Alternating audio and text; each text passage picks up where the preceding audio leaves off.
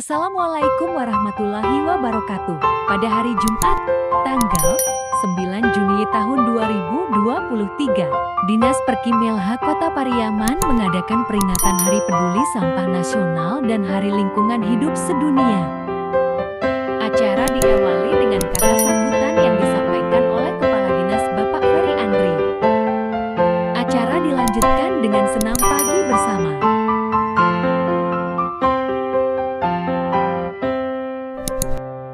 Kemudian dilanjutkan dengan penanaman pohon pelindung oleh Kepala PD dan Kepala BUMN.